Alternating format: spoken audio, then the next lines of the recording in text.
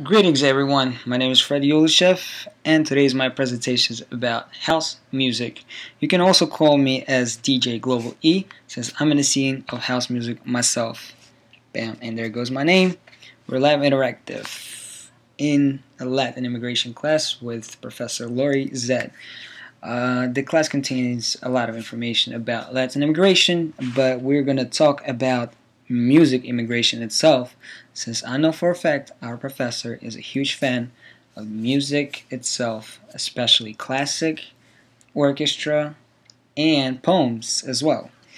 Today we're going to talk about house music, which made a huge influence in the scene and different countries as Europe, Asia, continent, and America as well, especially the recent years. House music was first originated in the city of Chicago, if I'm not mistaken. Was in 1980 initially. Like, it was very popular, and it kicked in with a big massive wave where the clubs were filled with a lot of gay people. So it was involved. A lot of people associated house music with gay and lesbian people, African American and Latin people as well. If you never heard of house music, it's a 4/4 beat type of format music where is about anywhere from 122 to 128 beats per minute. Very repetitive and rhythmic music. Like I said, it was all originated here in the United States, which is very surprising because a lot of people think that house music was developed in Europe. But eventually, when it was developed in 1980s, it's built up to its fan base, and in 1984, that's when it hit the clubs, discotheques. Back then, they used to call them discotheques, and in about late 85 and 86, that's when house music started immigrating, or I would say traveling to bigger cities such as New York and even Philadelphia, San Francisco,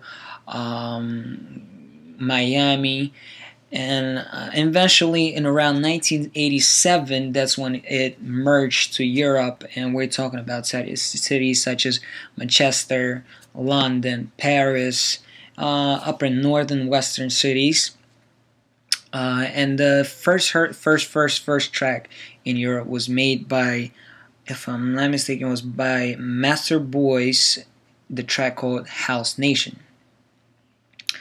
Obviously, a lot of DJs caught up and producers with this music. It started growing its fan base. A lot of people started listening. It got so famous to the point where, sadly, a lot of drugs were involved in the scene.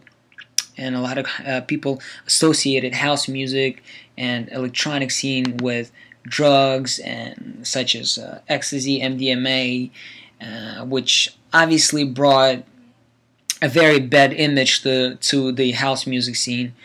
And even to present day, people still, majority of people sadly do a lot of drugs when they go out to events where they play house music, electronic music.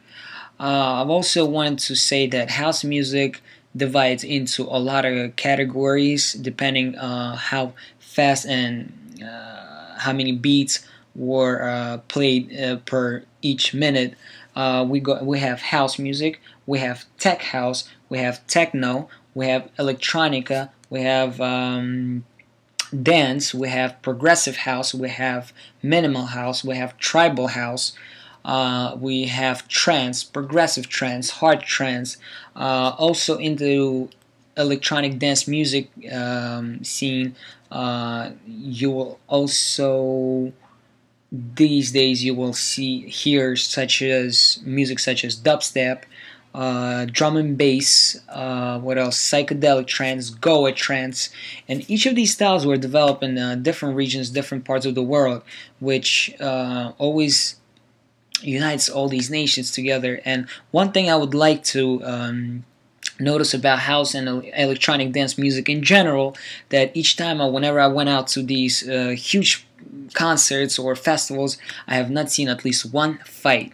That's one, for some reason, the people that go out to and gather in these festivals, they all come in there with good intentions. Unlike, I would say, a rock or some type of hip hop concert, where I've noticed myself and witnessed a lot of fights. What else I was gonna say? Let me tell you a little bit about myself as well. I am 23, Temple University student of International Business, and I am a DJ and producer as well. As you know, unfortunately, my camera right here is not working, so I've decided to film with my MacBook and show you some of the things that I do. And here is a little bit of some of the equipment of mine. You can call this. This is a 4-channel. As you can see, this is a 4-channel mixer from DJM 600 by Pioneer. You have 4 channels, and you can connect them through CD players, which I don't have here, or through the digital program on a computer, and been able to listen and mix the music. I also have monitor speakers that I need to produce music, so I'll be able to hear the sound frequency in a very quality efficient way. I have all kinds of different things, such as tractor control. I use this for mixing as well. I have a mini MIDI keyboard, so this way when I produce I could get very creative. I can use pads as well. I have another laptop that I used to produce. As a DJ and producer myself, it's a very busy field. Back in the day, I would say about a year ago, I used to play at least 3 to 4 shows a week, and it did bring me a lot of money as well. But sometimes it gets very tough when you're in school. If you also want to become a DJ, I'm always here to teach you, but it doesn't take a day or two. It took me about 2 days. Also, show business is very competitive, and a lot of people tend to get into bad habits such as drinking and doing drugs. I got lucky and I was not influenced by that. It was just pure love for the music.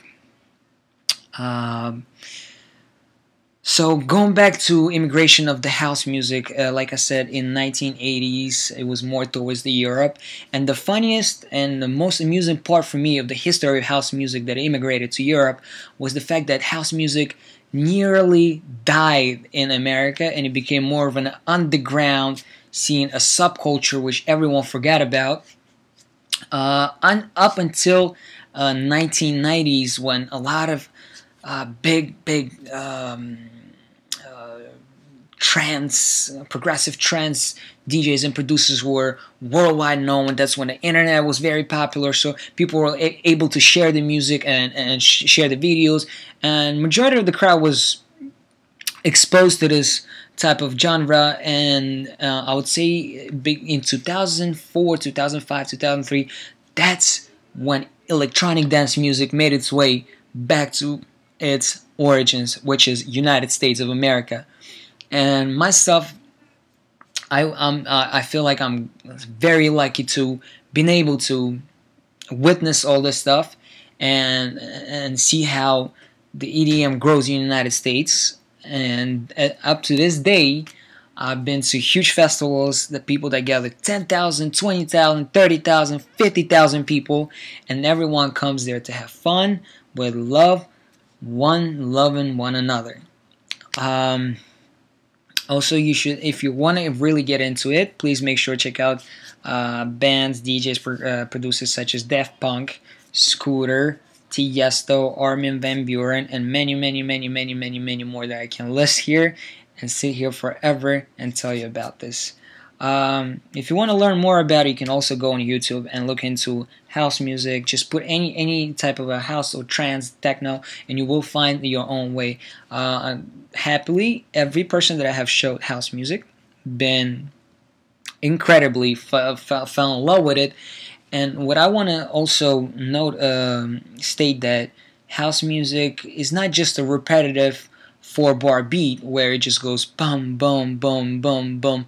A lot of talented DJs such as and producers such as Chusen Ceballos or Patrick Morana from Argentina, Chusen Ceballos are from Spain, were able to add Latin feeling, Latin flavor of their national music into the house music, and that gave them a ticket into a big mainstream crowd where they were exposed to huge crowds, and a lot of people still listen to them up to date, and I personally saw them at least 3 times.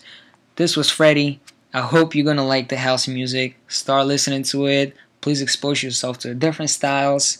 And I had a lot of fun at Latin immigration class. It was I've learned a lot of things, and I love debating. And our professor, Miss Zet, is an incredible professor. Thank you and ciao.